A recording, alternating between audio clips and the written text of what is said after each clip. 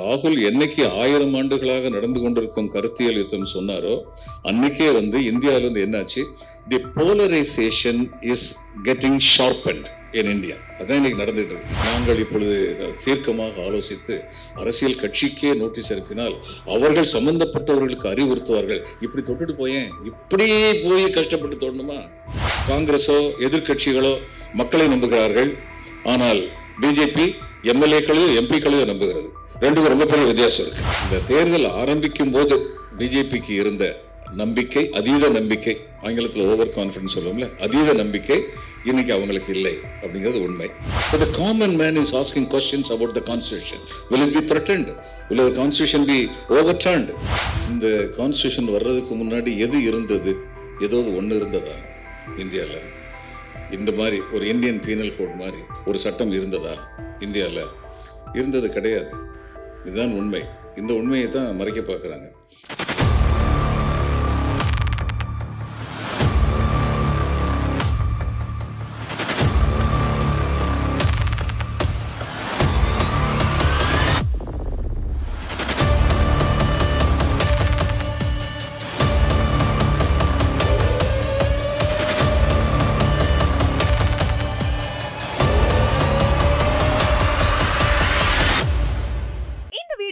உங்களுக்கு வழங்குபவர்கள் Paysys Pay, secure digital payments with multiple features and great success rate. இன்னைக்கு கருத்தரங்கு will Modi accept defeat, Modi தோல்வியை ஏற்றுக்கொள்வாரா அப்படிங்கிறது கருத்தரங்கு. ரெண்டு விதமான தோல்வி இருக்கு. தேர்தல் தோல்வி ஒன்று, கருத்து தோல்வி, கொள்கை தோல்வி ஒன்று. தேர்தல் தோல்வி அடைந்தால் அவர் ஏற்றுக்கொள்வாரா இல்லையாங்கிறது பிரச்சனையே கிடையாது. ஏற்றுக்கொள்ள வைக்கப்படுவார். மக்கள் அதை சரி பண்ணிடுவாங்க, அதில் சந்தேகம் இல்லை. தன்னுடைய கருத்தியல் தோல்வியை ஏற்றுக்கொள்வாரா? நிச்சயமாக ஏற்றுக்க மாட்டார். அதுதான் நம்முடைய உண்மையான பிரச்சனை. ராகுல் காந்தி சரியாக சொன்னார், இது 1000 ஆண்டுகளாக நடந்து கொண்டிருக்கும் கருத்தியல் யுத்தம் அப்படின்னு ஒரு கருத்து சொன்னார். அதுதான் உண்மையில் நடந்துக்கிட்டு இருக்கு இந்தியாவில். நம்முடைய தேசிய கீதம் எழுதும்போது ரவீந்திரநாத் டாகூர் ஜனகன மன அதிநாயக ஜெயகே பாரத பாக்கிய விதாதா பஞ்சாப சிந்து குஜராத்தி மராட்டா திராவிட உத்கல வங்கா வெந்த ஹிமாச்சல யமுனா கங்கா உத்சல ஜலதிஷ ரங்கா அப்படின்னு இந்தியா என்ற 1947 ஆகஸ்ட் 15க்கு முன்னாடி ஒரு political India as we see today was not existent before August 15, 1947. We had three kinds of India: the British India, the native kingdoms India and the tribal India. இந்த மூணையும் சேர்த்து வச்சு அதுக்கப்புறம் ஒரு கான்ஸ்டியூஷனல் கான்ஸ்டியூண்ட் அசம்பிளி வச்சு கான்ஸ்டியூஷனை கொண்டு அப்புறம்தான் India இன்று நாம் பார்க்கின்ற இந்தியா ஒரு நாடாக பொலிட்டிக்கல் என்டிட்டி அப்படின்னு சொல்லி உருவானது. சில பேர் மட்டும் கொண்டது கிடையாது இந்தியா, சில பேருடைய கொள்கைகளை மட்டும் கொண்டது கிடையாது இந்தியா. அடிக்கடி சொல்கிறாங்க, நம்ம பிரிட்டிஷ்காரங்க நம்ம பண்பாட்டு பெருமையை சிதைச்சிட்டாங்க. இந்த மென்டலி பிரிட்டிஷ் லைஃபுக்கு சிலேவாக இருந்தவங்கெல்லாம் சேர்ந்து கான்ஸ்டியூஷனை கொண்டு வந்துட்டாங்க. அதனால் இந்த கான்ஸ்டியூஷனை நம்ம சீர்திருத்தணும் அப்படிங்கிற குரல் கேட்குது. இவங்க எதை கொண்டு வரணும்னு சொல்கிறாங்க? இந்த கான்ஸ்டியூஷன் வர்றதுக்கு முன்னாடி எது இருந்தது? ஏதாவது ஒன்று இருந்ததா இந்தியாவில்? இந்த மாதிரி ஒரு இந்தியன் பீனல் கோட் மாதிரி இந்தியா முழுமைக்கும் ஏற்றுக்கொள்ளப்படத்தக்க அல்லது இந்தியா முழுமையிலும் அமல்படுத்தப்படக்கூடிய ஒரு சட்டம் இருந்ததா இந்தியாவில்? இருந்தது கிடையாது. இதுதான் உண்மை. இந்த உண்மையை தான் மறைக்க பார்க்குறாங்க. நான் வெஸ்ட் பெங்காலில் வேலை பார்த்தேன். வெஸ்ட் பெங்கால் ராம் மோகன் ராய்னு ஒருத்தர் இருந்தார். அவர் ஒரு ஜமீன்தார், அதனால் ராஜா டைட்டில் அவருக்கு உண்டு. அதனால் நம்மளாம் ராஜா ராம் மோகன் ராய்னு நம்ம சொல்லுவோம். அவர் ராஜா ராம் மோகன் ராய், அதுதான் அவருடைய பேர். அவர் பிரிட்டிஷ் கவர்மெண்ட்டுக்கு ஒரு கடிதம் எழுதினார். It's on record. இந்த கடிதம் இந்த கடிதத்தில் சதி எப்படி நடத்தப்படுகிறது அப்படின்னு சொல்லி அவர் சொன்னார். எப்படி நடத்தப்படுதுன்னா, கணவன் இறந்த பெண்கள் ஒரு குழப்பமான மண்ணில் இருப்பாங்க. அவங்க உடம்பு பூரா எண்ணெயை பூசி அவங்களுக்கு ஒரு பிரெயின் வாஷிங் நடக்கும். நீ அந்த சதியில் அந்த உடன்கட்டை ஏறிட்டின்னா, கணவனை ஏறிக்கிற அந்த சிதையில் ஏறி உட்காந்துட்டின்னா நேரடியாக எந்த டிராஃபிக் ஜாமும் இல்லாமல் சொர்க்கத்துக்கு போயிடுவேன் புருஷன் கூட சேர்ந்து அப்படின்னு சொல்லுவாங்க. அது அந்த குழப்பமான மண்ணில் அந்த பொண்ணு உட்காந்து பல பெண்கள் அந்த சூடு பட்ட ஒன்று சூடு தாங்காமல், இது ராஜா ராம்மோகன் ராய் கவர்மெண்ட்டுக்கு எழுதினது, அதை நான் சொல்கிறேன். சூடு தாங்காமல் வெளியில் வரும்போது கழிகளால் அவருடைய கால்களை உடைத்து மறுபடியும் நெருப்பில் தூக்கி எறியப்பட்டார்கள். இதை எழுதின உடனே பிரிட்டிஷ் அரசாங்கம் வந்து சதியை வந்து தடை பண்ணிட்டாங்க, தப்புன்னு சொல்லி சட்டம் போட்டாங்க. அதுக்கு எதிராக வந்து ஒரு கடிதம் எழுதப்பட்டது. இது எங்களுடைய சனாதன தர்மத்தையே குலைக்கிறது, இந்த மாதிரி எங்களுடைய மத விஷயத்திலலாம் நீங்கள் தலையிடக்கூடாது அப்படின்னு சொல்லி எழுதினாங்க. அவங்க இன்னும் தீர்மானமாக போயிருப்பாங்க. இது வந்து ஈஸ்ட் இந்தியா கம்பெனி காலத்திலே நடந்தது. அடுத்து வந்து இந்த சிப்பாய் மியூட்டினி என்று அவர்களால் குறைத்து கூறப்பட்ட முதல் இந்திய விடுதலை போர் என்று நம்மால் மிகைப்படுத்தப்பட்டு கூறப்பட்ட அந்த யுத்தம் நடந்தபோது குவீன் விக்டோரியா ப்ரொக்ளமேஷன் 1858 அவங்க வந்து என்ன சொல்லிட்டாங்க, we will not interfere with your religious practices. இந்த நாட்டில் வந்து நம்மளுடைய ஆட்சி தொடர்ந்து நீடித்திருக்கணும் அப்படிங்கிறதுக்காக குவீன் விக்டோரியா அது மாதிரி ப்ரொக்ளைம் பண்ணிட்டாங்க. இல்லைன்னா இன்னும் நிறைய ரிஃபார்ம்ஸ் பண்ணியிருப்பாங்க. So the British had 2 phases. ஒரு ஃபேஸ் வந்து பியூர் அன்அடல்ட்ரேட்டட் எக்கனாமிக் எக்ஸ்ப்ளாய்டேஷன், அது ஒரு ஃபேஸ். இன்னொரு ஃபேஸ் வந்து இந்த ஊரில் வந்து இவ்வளவு தூரத்துக்கு கொடுமைகள் நடக்கக்கூடாது ஜாதிங்கிற பேரில். அதனால தான் ஆஷ்ன்னு சொல்லி ஒருத்தர் இங்கே இருந்தார். வாவு சிதம்பரனுடைய சுதேசி கப்பலையே காலி பண்ணது அவர் தான். அவரை ஜெயிலுக்கு அனுப்பிவிட்டு மறுபடியும் அந்த கப்பலையே மற்றவங்களை வச்சு விலைக்கு வாங்க வச்ச காரியம் பண்ண புண்ணியவான் அவர் தான். அது ஒரு பக்கம். இன்னொரு பக்கம் கர்ப்பிணியாக இருந்த ஒரு பெண்ணுக்கு வந்து தன்னுடைய வண்டியில் சாரட்டு வண்டியில் வந்து ஏற்றிக்கிட்டார். ஏன்னா ஒரு குறிப்பிட்ட இடத்து வழியாக போகக்கூடாது, அந்த ரோடு வழியாக போகக்கூடாதுன்னு சொல்லி அந்த பொண்ணு அலோவ் பண்ணல. ஏன்னா அது வந்து பட்டியலினத்தை சேர்ந்த பொண்ணு அப்படின்னு. அந்த வண்டி ஓட்டுநர் வந்து ஒரு முஸ்லீம். அவர் வந்து தயங்கினார், ஐயா அந்த பக்கம் போனால் வந்து கஷ்டமாக இருக்கும்னு. இவர் கையில் சாட்டையை வச்சுக்கிட்டு அந்த வண்டியை ஓட விட்டு எதிர்த்தவங்களெல்லாம் சாட்டையை வச்சு அடிச்சுக்கிட்டே போனார். போய் அந்த பொண்ணுக்கு வந்து நல்ல பிரசவம் பண்ணுறதுக்கு ஏற்பாடு பண்ணார். This was another phase of Ashe. இதுதான் பிரிட்டிஷோடைய ஃபேஸ். அவங்க இந்த மாதிரி சோஷியல் ரிஃபார்ம்ஸில் வந்து ரொம்ப தீவிரமாக இருந்தாங்க. எந்த அளவுக்கு அவருடைய எக்கனாமிக் எக்ஸ்ப்ளாய்டேஷனை எதிர்த்து நம்ம பேசுகிறோமோ, எதிர்த்து நம்ம செயல்படணுமோ, அந்த அளவுக்கு அவங்க கொண்டு வந்த சோஷியல் ரிஃபார்ம்ஸ் ரொம்ப முக்கியம். இந்தியன் பீனல் கோட் அந்நேரம் ஒன்று கிடையவே கிடையாது. ரயிலை கொண்டு வந்தாங்க, தங்களுடைய வணிகத்துக்காக வேண்டி ரயில் டிரான்ஸ்போர்ட்டை இந்தியா பூரா கொண்டு வந்தாங்க. அதுதான் நமக்கு கிடைச்ச வரப்பிரசாதம். இந்தியாவுடைய பல பகுதியில் இருந்த மக்கள்லாம் ரயிலில் ட்ராவல் பண்ணி ஒரே இடத்துல போய் உட்காந்து பேச ஆரம்பிச்சிட்டாங்க. அவங்க கவர்மெண்ட்டுக்கு வந்தது காரணமே அவங்க ரயிலை கொண்டு வந்தது தான், தங்களுக்குன்னு கொண்டு வந்தாங்க. ஸோ இதே மாதிரி ஒரு பெரிய உதாரணத்தை நான் இந்திரகுமார்கிட்ட சொல்லிகிட்டு இருந்தேன். இன்றைக்கி உத்தரப்பிரதேசில் பிஜேபி அசைக்க முடியாது, யார் என்ன பேசினாலும். இதுதான் உண்மை. ஏன்னா தேர் இஸ் இந்துத்துவான்னு ஒரு பக்கம், இன்னொரு பக்கம் ஜவஹர்லால் நேரு காலத்தில் இல்லாதது, இவர் லால் பகதூர் சாஸ்திரி காலத்தில் இல்லாது, இந்திரா காந்தி காலத்தில் இல்லாதது, சரண் சிங் காலத்தில் இல்லாதது, விபி சிங் காலத்தில் இல்லாதது, முலாயம் சிங் காலத்தில் இல்லாதது, மாயாவதி காலத்தில் இல்லாதது. இவங்க தான் 5 கிலோ ரைஸ் கொடுக்குறாங்க புவர் பீப்புளுக்கு. அது அந்த மக்களை வந்து ரொம்ப கவர்ந்துருச்சு. இது ஒன்று. இன்னொன்று, நான் பணியில் இருந்தபோது யூபியெல்லாம் போய் கவர்மெண்ட் ஆஃப் இந்தியா இருந்து போய் பார்த்துருக்கேன். லக்னோவில் வந்து நம்ம மதுரையில் இருந்த அளவுக்கு ரோடு கிடையாது அந்த காலத்தில். இன்னைக்கு கிராமம் பூரா இன்ஃப்ராஸ்ட்ரக்சர் அவங்க பயங்கரமாக கிரியேட் பண்ணியிருக்காங்க. அதனால அந்த மக்களுக்கு வந்து நம்பவே முடியல, நம்ம ஊர் தானே நம்பவே முடியல, அந்த அளவுக்கு பண்ணியிருக்காங்க. எக்ஸ்பிரஸ் ஹைவேலாம் கொண்டு வந்திருக்காங்க. So they have twin objectives. ஆனால் முக்கியமான விஷயம், பள்ளிக்கூடம் கொண்டு வரல. இதுதான் முக்கியம். அதை பற்றி இன்னும் உணர்ற அளவுக்கு அவங்களுக்கு அவேர்னஸ் இல்லை ஜனங்களுக்கு. ஆனால் 15 வருஷம் கழிச்சு அந்த அவேர்னஸ் வந்துடும். என்னைக்கு ரயிலை கொண்டு வந்து பிரிட்டிஷ்காரன் கவுந்தானோ அது மாதிரி இந்த இன்ஃப்ராஸ்ட்ரக்சரை கொண்டு வந்ததுனால யூபியில் வந்து இவங்க செல்வாக்கு போயிடும். 15 வருஷம் கழிச்சு மக்கள் வெளிப்படைந்து விடுவார்கள். அதுதான் உண்மை. இன்னைக்கு பொதுவாக வந்து இந்த தேர்தல் ஆரம்பிக்கும் போது பிஜேபிக்கு இருந்த நம்பிக்கை, அதீத நம்பிக்கை, ஆங்கிலத்தில் ஓவர் கான்ஃபிடன்ஸ் சொல்லுவோம்ல, அதீத நம்பிக்கை இன்னைக்கு அவங்களுக்கு இல்லை அப்படிங்கிறது உண்மை. இந்த தேர்தல் ஆரம்பிக்கிற தினத்தன்னைக்கு இந்தியா கூட்டணியுடைய வலிமை எப்படி இருந்ததோ அதை விட அதிகமான வலிமை இன்னைக்கு இருக்கு அப்படிங்கிறது உண்மை. இப்போ இந்த அதீதமான பலத்தை, நம்பிக்கையை இழந்தவர்கள் ஒரு பக்கம், பலத்தை ஒவ்வொரு நாளும் கூட்டிக் கொண்டே போகின்றவர்கள் இன்னொரு பக்கம்னா, இங்கிருந்து இவங்க கீழே இறங்கி வந்தது எது வரைக்கும் வர போறாங்க, இங்கிருந்து இவங்க மேலே போகிறது எது வரைக்கும் போக போறாங்க அப்படிங்கிறத பொறுத்து தான் இந்த தேர்தலுடைய முடிவு வந்து அமையும். இன்னைக்கு பொதுவாக வந்து I was very glad to listen from mister Sahu that the common man near Mount Abu போயிருந்தார். He went to Abu and then he was able to understand that the common man is asking questions about the constitution. Will it be threatened? Will our constitution be overturned? இப்போ அரசியலமைப்பு சட்டத்தை மாற்றி விடுவான்னு சொல்லும்போது ஒன்று தெரிஞ்சுக்கணும், நம்ம அரசியலமைப்பு சட்டத்தில் ஏற்கனவே 100க்கு மேலே திருத்தங்கள் கொண்டு வரப்பட்டிருக்கிறது. There are more than 100 amendments. They are necessity of the time. A constitution and any constitution in the world cannot be a static document. It has to be a dynamic document. மக்களுடைய தேவைகளை நிறைவு செய்வதற்காக என்று தேவைப்பட்ட மாறுதல்களை செய்ய வேண்டும். மக்களுக்காக. The constitution is for the people. We, the people of India, dedicate to ourselves this constitution. அதுதான் முக்கியம். மக்கள் விரோதமாக ஏதாவது நடந்தால் அதான் கான்ஸ்டியூஷனை புரட்டி போடுறது. அந்த ஆபத்து இன்னைக்கு வந்துடும் அப்படிங்கிற பயம் வந்து மக்கள்கிட்ட அடிமட்டத்து வரைக்கும் இருக்கு அப்படிங்கிறது வரவேற்க தகுந்த ஒன்று. ஆனால் எலக்ட்ரானிக் மீடியாலையும் பிரிண்ட் மீடியாலையும் மட்டும் பேரும் புடமும் வந்துகிட்டு இருந்தால் பத்தாது.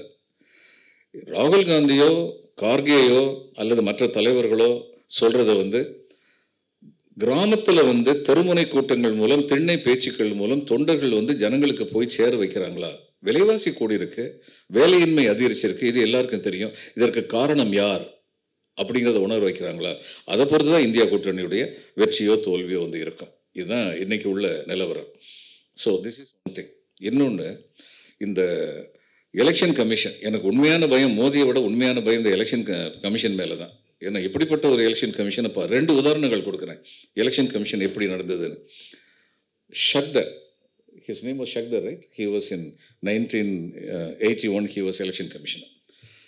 ஷக்தர்னு சொல்லி ஒரு சீஃப் எலெக்ஷன் கமிஷனர் இருந்தார். அப்போ 1981 மேற்கு வங்கத்தில் நிச்சயமாக லெஃப்ட் ஃப்ரண்ட் தான் ஜெயிக்கும்னு எல்லாருக்கும் தெரியும். ஏன்னா அவங்க லேண்ட் ரிஃபார்ம்ஸ் எல்லாம் ரொம்ப பிரமாதமாக பண்ணியிருந்தாங்க.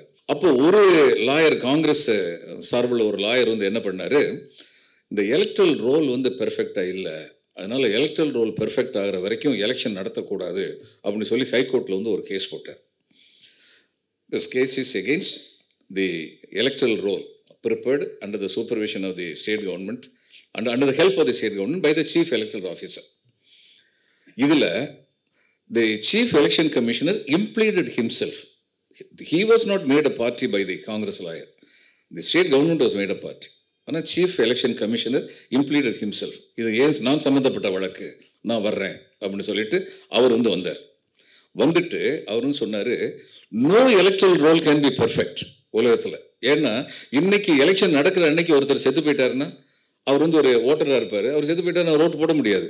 அதனால electoral role is a dynamic document. As for us possible தான் அதை நம்ம முதல்ல ஒரு டிராஃப்ட் எலக்ட்ரல் ரோல் எலெக்ஷனுக்கு முன்னாடி கொடுப்போம். கொடுத்துட்டு 1 மாதம் டைம் கொடுப்போம். இதில் உள்ளதெல்லாம் நீங்கள் பாருங்கள், எல்லாம் சரியாக இருக்கா, உங்கள் பேர் இருக்கா இல்லையா பாருங்கன்னு சொல்லுவோம். அடுத்து எங்களுக்கு கம்ப்ளைண்ட் வரும், இந்த செத்தவன் பேரெல்லாம் போட்டிருக்கீங்கன்னு, அதெல்லாம் டெலீட் பண்ணுவோம். இது மாதிரி எங்களால் முடிஞ்ச மட்டும் பண்ணுவோம். அவ்வளோதான் பண்ண முடியும், 100% பண்ண முடியாது அப்படின்னு சொல்லிட்டு இன்னொன்று சொன்னார். The solution for the deficiencies of democracy lies in more of democracy, not in less of democracy. இந்த வாதத்தை முன் வச்சார். கோர்ட் அந்த வாதத்தை ஏற்றுக்கிட்டு அதன் காரணமாக அந்த பெட்டிஷனை தள்ளுபடி பண்ணிட்டாங்க. எலெக்ஷன் நடந்தது, அமோக வெற்றி. இப்போ இந்திரா காந்தியால் நியமிக்கப்பட்டவர் ஷக்தர். இந்திரா காந்தியுடைய பொலிட்டிக்கல் பார்ட்டியுடைய ஸ்டேட் டிவிக்கு எதிராக அவர் கோர்ட்டை போய் வாதாடுறாரு. அந்த சக்தருக்கு யாரும் மிட் நைட்டில் கதவை தட்டல, அவர் பத்திரமா தான் இருந்தார். இப்போ எலெக்ஷன் கமிஷனுக்கு என்ன பண்ணலாம்னா, ஒரு தப்பாக ஒருத்தர் பேசுகிறாருன்னா அந்த தப்பாக பேசுகிறவர் மேலே அவர் நோட்டீஸ் கொடுக்கலாம். நோட்டீஸ் கொடுத்து அது தப்புன்னு இதுக்கு யாரும் கம்ப்ளைண்ட் பண்ண வேண்டியதில்லை. Suo motu they can issue notice. அந்த ப்ரெஸ் ரிப்போர்ட்டை பார்த்தோன்னே நோட்டீஸ் அனுப்பலாம். இப்போ புகார் கடிதமும் கொடுத்துருக்காங்க. கொடுத்த உடனே முதல்ல ஆக்ட் ஆஃப் ஈக்குவலைசேஷன் ஆரம்பிக்குது. அந்த இவரை பற்றி ஒன்று சொல்கிறீங்களா, பிஜேபி கூட ராகுல் காந்தியை பற்றி ஒன்று சொல்லியிருக்கு, 2 முதல்ல ஈக்குவல் பண்ணிட்டு அடுத்து என்ன பண்ணுறாங்க, அந்த பொலிட்டிக்கல் பார்ட்டிக்கு நோட்டீஸ் அனுப்புகிறாங்க. இப்போ நான் கேட்குறேன், தனிப்பட்ட மனிதர் தப்பாக பேசினார்னு நிரூபிக்கப்பட்டார், ராகுல் காந்தியோ அல்லது மிஸ்டர் நரேந்திர மோடியோ பேசின நிரூபிக்கப்பட்டால் என்ன பனிஷ்மெண்ட் கொடுக்கலாம்? 2 நாளைக்கு பிரச்சாரத்துக்கு போகாதுன்னு சொல்லலாம், 7 நாளைக்கு பிரச்சாரத்துக்கு போகாதுன்னு சொல்லலாம், தேர்தல் முடிகிற வரைக்கும் பிரச்சாரத்துக்கு போகாதுன்னு சொல்லலாம்.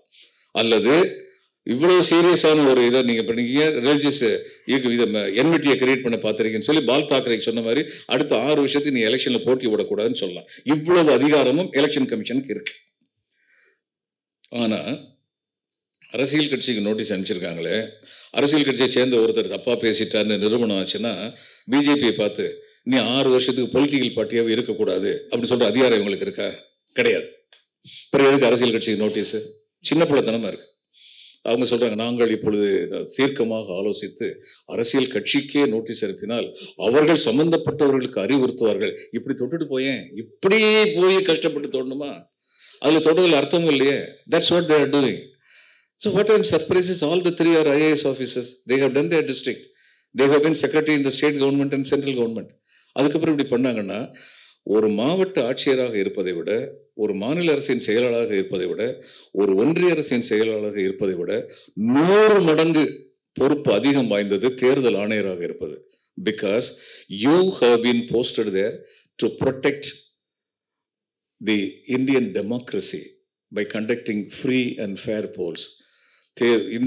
எந்த ஒரு குடியரசின் அடிநாதமும் தேர்தல் என்றால் அந்த தேர்தல் நியாயமாகவும் நேர்மையாகவும் நடத்தப்படும் பொழுதுதான் அந்த நாட்டின் குடியரசு பாதுகாக்கப்படுகின்றது.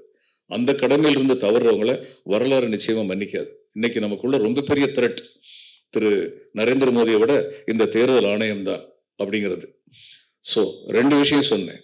ஒன்று சொன்னேன், இந்த வில் ஹி அக்செப்ட் டிஃபீட் அப்படின்னா, தேர்தல் அவர் தோல்வி அடைந்தால் அவர் அக்செப்ட் பண்றதா இல்லையாங்கிறத பத்தி யாரும் கவலை இல்லை. ட்ரம்ப் அங்கே கூட சொல்லி பார்த்தாரு. அமெரிக்காவில் ஆர்மி ஜெனரல் சொன்னார், கொஞ்சம் 2 அடி அடிச்சுட்டு போறீங்களா, நம்ம ஆள்லாம் கொஞ்சம் இடைஞ்சல் பண்ணுறாங்க. அவர் ஜெனரல் சொன்னார், this army is to protect the country, not to beat this country citizens, போயா அப்படின்ட்டு போயிட்டார். இப்போ அது மாதிரி நிலைமை தான் இங்கேயும் வரும். நம்ம ஆர்மி ஒன்னடி உங்களுக்கு துணையாக வந்துட மாட்டாங்க அப்படி ஒரு நிலைமை வந்தால். அதனால ஐ ஹவ் நோ ஃபியர். இது they will try to create ப்ராப்ளம்ஸுங்கள எனக்கு சந்தேகம் கிடையாது. அது அந்த ப்ராப்ளம் வேறு மாதிரி வழிகளில் இருக்கும். ஏனென்றால் காங்கிரஸோ எதிர்கட்சிகளோ மக்களை நம்புகிறார்கள், ஆனால் பிஜேபி எம்எல்ஏக்களையும் எம்பிக்களையும் நம்புகிறது. 2க்கும் ரொம்ப பெரிய வித்தியாசம் இருக்கு. அதனால அந்த மாதிரி சித்து வேலைகள்லாம் நடக்கிறதுக்கு நிச்சயமா முயற்சி பண்ணுவாங்க. அதுல இந்த இந்தியா கூட்டணி எந்த அளவுக்கு ஒத்துமையா இருக்குன்னு பார்க்கணும். அந்த நேரத்தில் சந்தர்ப்பவாதம் பேசுறவங்க இந்திய நாட்டு ஒற்றுமை என்ற ஒரே காரணத்திற்காக நான் பிஜேபிக்கு சப்போர்ட் பண்றேன்னு ஓடக்கூடாது. இதெல்லாம் நடக்க முடியாதுன்னு சொல்ல முடியாது. அதனால இது எல்லாத்தையும் மீறித்தான் இந்திய நாட்டுடைய ஜனநாயகம் பழச்சிருக்கு. ஒரு காலத்துல ஜெயகாந்தன் நான் ஸ்டூடெண்ட் இருந்தபோது இதுல வத்தலகுண்டுல ராஜமையருடைய 100ஆண்டு விழா நடந்தது. அப்போ வந்தபோது அவர் பேசினார். பேசும்போது இன்னொருத்தர் மரப்பூசி எழுதின ஜானகிராமனோட இவரை கம்பேர் பண்ணி ஜெயகாந்தனை ஒப்பிட்டு ஒன்று சொல்லிட்டாரு. மரப்பூசி எழுதின ஜானகிராமன் எங்கே, கீழ்த்தரமாக எழுதுகின்ற ஜெயகாந்தன் எங்கேன்னு சொல்லிட்டு போயிட்டாரு. அதுக்கப்புறம் ஜெயகாந்தன் பேசும்போது அவர் சொன்னார், நான் என் மனசாட்சிக்கு தோன்றுவதை எழுதுகிறேன், அதை மக்கள் ஏற்றுக்கொள்கிறார்கள். நான் என் மனசாட்சிக்கு எதிராக பொய் சொல்வதில்லை. இப்படிப்பட்ட விமர்சனங்கள் வரத்தான் செய்யும். இத்தகைய முட்டல்கள், முரண்டல்கள், மோதல்கள் இவற்றையெல்லாம் எதிர்த்து நின்று அவைகளின் மேல் சாரத்தியம் செய்து கொண்டிருப்பவன் இந்த ஜெயகாந்தன் அப்படின்னு சொன்னார். இன்னைக்கு எனக்கு என்ன தோணுதுன்னா, இத்தகைய தேர்தல் ஆணையர்களுடைய முட்டல்கள், முரண்டல்கள், மோதல்கள் இவைகளை எல்லாம் எதிர்த்து நின்று அதன் மேல் சாரத்தியம் செய்து கொண்டிருக்கிறது இந்திய ஜனநாயகம் அப்படின்னு தோணுது. நம்ம இந்திய ஜனநாயகம் ஒரு முகமது பின் துக்ளக் இருந்தாரு, 5000 வருஷம் ரெக்கார்டட் ஹிஸ்டரி. அவரை மீறித்தான் இந்தியா உயிரோடு இருந்தது. அது மாதிரி இன்னைக்கு உள்ளவங்களெல்லாம் மீறித்தான் இந்தியா பிழைக்கும், இந்தியா உயிரோடு இருக்கும். அதுக்கெல்லாம் நம்ம உறுதியா இருக்கணும். அது ரொம்ப முக்கியம். இந்த கருத்தியல் யுத்தம் அப்படிங்கிறது ராகுல் என்னைக்கு 1000 ஆண்டுகளாக நடந்து கொண்டிருக்கும் கருத்தியல் யுத்தம் சொன்னாரோ அன்னைக்கே இந்தியாவில் என்னாச்சு, the polarisation is getting sharpened in India. அதான் இன்னைக்கு நடந்துட்டு இருக்கு. அது வரவேற்க தகுந்தது. மகாத்மா காந்தி சொன்னார், காங்கிரஸை கலைச்சிருங்க, நீங்க தனித்தனியா இருங்க. அந்நேரம் அந்த மாதிரி நடந்திருந்தா இவர் வல்லபாய் பட்டேல் வலதுசாரியா இருந்திருப்பார், ஜவஹர்லால் நேரு இடதுசாரியா இருந்திருப்பார். அந்நேரமே போலரைசேஷன் நடந்திருக்கும். அது நடக்கல. ஜவஹர்லால் நேருக்கு அந்த உண்மை சொல்றதுன்னா அவருக்கு அந்த தைரியம் கிடையாது. அந்த மாதிரி பண்ணா இந்த ரைட்டிஸ்ட் ஃபோர்ஸஸ் என்ன பண்ணுவாங்கன்னு தெரியாது. காங்கிரஸ்ங்கிறது ஒரு மிகப்பெரிய ஐகான், அதனால அந்த ஐகானை விட்டுறக்கூடாதுன்னு நினைச்சாரு. வல்லபாய் பட்டேல் அதையே தான் யோசிச்சார். எல்லாருமே அதை தான் யோசிச்சாங்க. இன்னைக்கு இப்போ சில பேர் என்ன சொல்றாங்க, ராஜீவ்காந்தி மண்டல் கமிஷன் ஏற்று பேசலையா? ஆமாம் பேசினாரு. ஏன்னா அன்னைக்கு காங்கிரஸுடைய ஸ்ட்ரக்சர் எப்படி இருந்தது, it was slightly left of centre. BJP அந்நேரம் வாஜ்பாய் காலத்தில் ஸ்லைட்லி ரைட் ஆஃப் சென்டர். இன்னைக்கு பிஜேபி இங்கே போயிட்டாங்க. அப்போ ராகுல் காந்தி பார்க்குறாரு, இந்த 10 ஆண்டு காலத்தில் அவர் என்ன பார்த்தாருன்னா, யாரெல்லாம் தன்னுடைய காங்கிரஸ் ஆட்சியில் பெரிய பெரிய பதவியில் இருந்தாங்களா அவங்கெல்லாம் இன்னைக்கு தீவிர பிஜேபி ஆதரவாளர் அந்த பக்கம் போயிருக்காங்க. இதை பார்த்த உடனே தான் அவருக்கு தெரியுது, அப்போ இவங்கெல்லாம் சந்தர்ப்பத்துக்காகத்தான் எதிர்நோக்கி காத்துக்கிட்டு இருந்திருக்கிறாங்க. இங்கே உட்கார்ந்துருக்கிற நம்ம எல்லாருமே நமக்கு தெரிஞ்ச அளவில் உள்ளவங்ககிட்ட இதை பற்றி சொல்ல முடிஞ்சதுன்னா, அது பாரதியார் ரொம்ப அழகாக சொன்னார். 2 வார்த்தை சொன்னார், நாம் இருக்கும் நாடு நமது என்பதறிந்தோம், அதோட அவர் விடலை, இது நமக்கே உரிமையா என்பதறிந்தோம். அது ரொம்ப முக்கியம். இந்த நாடு, this belongs to everybody, irrespective of caste, creed, community, religion. An Indian is an Indian. He has every right to be a fellow Indian, to be at par with every other Indian. அதுதான் உண்மை. அதை நம்ம எல்லாரும் வந்து மற்றவங்ககிட்ட போய் சொல்லணும். சுதந்திரம் அடைந்து பாரதியார் வந்து கனவு கண்டார். சுதந்திரம் அடையும்போது அவர் என்ன சொன்னார்?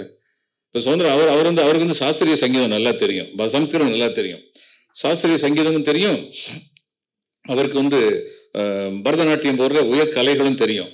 அவர் வந்து சொல்லலையே, சுதந்திரம் வரனா நல்ல சாஸ்திரிய சங்கீதம் பாடி அருமையாக ஒரு கர்நாடிக் கச்சேரி வச்சு நம்ம எல்லாரும் பரதநாட்டியம்லாம் ஆடி நம்ம ரொம்ப சந்தோஷப்படுவோம்னு சொல்லலை. சுதந்திரம் பற்றி பேசும்போதே அவர் முதல்ல சொல்றது, ஆடுவோமே பள்ளு பாடுவோமே நாம் ஆனந்த சுதந்திரம் அடைந்து விட்டோம் என்று சொன்னார். யாருக்கு சுதந்திரம் கேட்கும்போது, பறையரோடு இங்கு தீயர் புலையருக்கும் விடுதலை, பறவரோடு குறவருக்கும் மறவருக்கும் விடுதலை அப்படின்னு சொன்னார். அப்ப இந்த நாட்டில் இருந்த பெரியவங்க எல்லாருமே, ரவீந்திரநாத் டாகூரா இருக்கட்டும், இங்க இருந்து சுப்பிரமணிய பாரதியா இருக்கட்டும், எல்லாருமே வந்து அங்கிருந்து அம்பேத்கர், ஜவஹர்லால் நேரு, எல்லா பெரியவங்களும் யோசிச்சது என்னன்னா, இந்த நாடு எல்லாருக்கும் சொந்தமானது. அப்படி எல்லாருக்கும் சொந்தமானதுங்கிற ஒரு நிலைமைக்கு ஆபத்து வருது அப்படிங்கும் போது முதல்லயே அந்த ஆபத்தை பத்தி உணர்ந்து எச்சரிக்கை உடையவர்களா இன்னைக்கு பல பேர் இருக்காங்க அப்படிங்கிறது மகிழ்ச்சியான விஷயம். இந்த பல பேர் இன்னும் மிக பல பேருக்கு அந்த செய்தியினை கொண்டு சேர்க்க வேண்டும் அப்படிங்கிற கடமை நமக்கு இருக்கு. அதனால வந்து மோடி தோல்வியை ஒப்புக்கொள்வாரா இல்லையா என்பது பிரச்சனையே இல்லை. மக்கள் மோடியின் தேர்தல் கண்ணோட்டத்தையும், மோடி என்ற தனி மனிதரை பற்றி எந்த விரோதமும் எனக்கு இல்லை. மோடி என்பவர் எதை ஆதாரமாக கொண்டு பேசுகிறாரோ, எதில் நம்பிக்கை வைத்து பேசுகிறாரோ, அந்த நம்பிக்கை ஜனநாயகத்துக்கு விரோதமாக இருக்கிறது. பிறப்புக்கும் எல்லா உயிர்க்கும் சிறப்போவா செய்தொழில் வேற்றுமையான் என்ற கொள்கைக்கு விரோதமாக இருக்கிறது. அப்படிங்கிறனால அந்த தேர்தல் கண்ணோட்டமும் அந்த கருத்தியலும் தோற்கடிக்கப்பட வேண்டியவை. அதுதான் நம்முடைய உடனடி தேவை என்று எண்ணுகிறேன். இந்த சந்தர்ப்பத்தை கொடுத்த உங்கள் அனைவருக்கும் நன்றி கூறி அமைகிறேன். வணக்கம். இந்த வீடியோ உங்களுக்கு பிடிச்சிருந்தா லைக் பண்ணுங்க, ஷேர் பண்ணுங்க, கமெண்ட் பண்ணுங்க. மறக்காம OH தமிழ் சேனலுக்கு சப்ஸ்கிரைப் பண்ணுங்க.